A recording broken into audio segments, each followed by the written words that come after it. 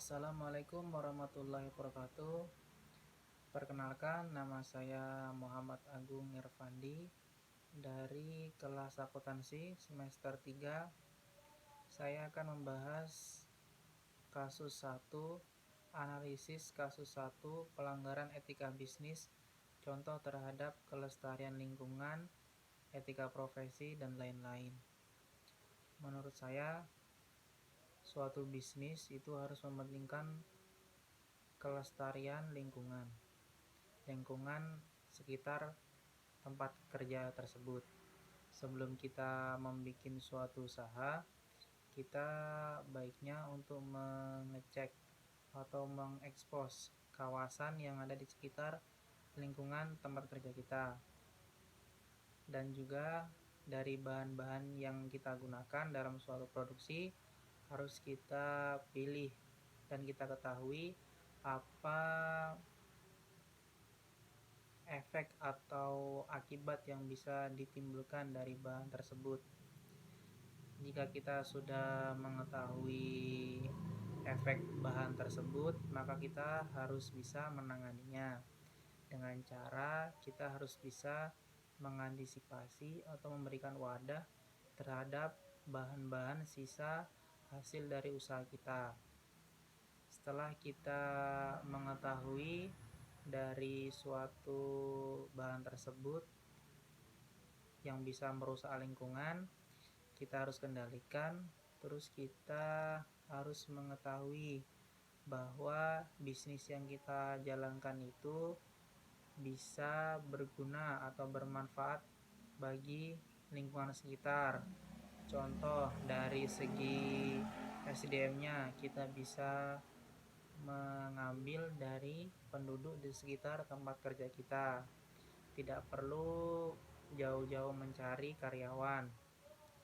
Setelah itu, kita bisa menggunakan produk-produk lokal, baik produk dari bahan baku, pembuatan tempat kerjanya, terus untuk hasil produksi kita bisa kirim ke lingkungan-lingkungan yang ada di sekitar kita, biar barang-barang bahan produksi kita itu bisa berguna bagi masyarakat sekitar.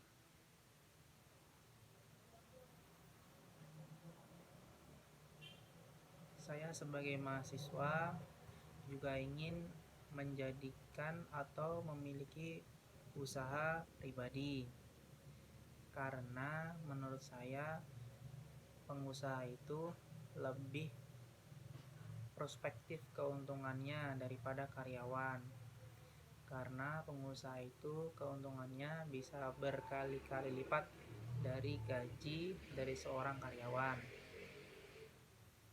Etika bisnis yang saya jalani itu harus bisa menjadikan saya pribadi menjadi orang yang berkomitmen dalam suatu usaha, biar usaha yang kita lakukan itu bisa membuahkan hasil baik untuk kita maupun masyarakat lingkungan kita.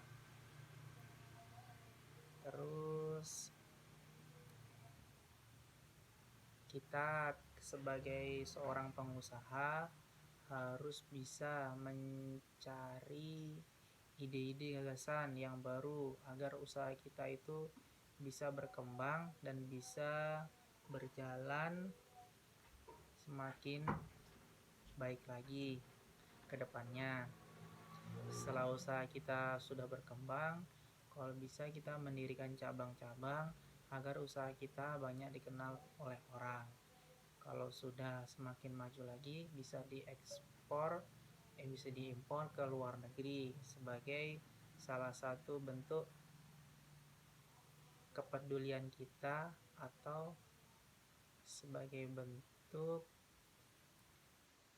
sumbangsi kita terhadap negara, karena kita bisa menghasilkan suatu produksi hingga bisa menguntungkan negara kita.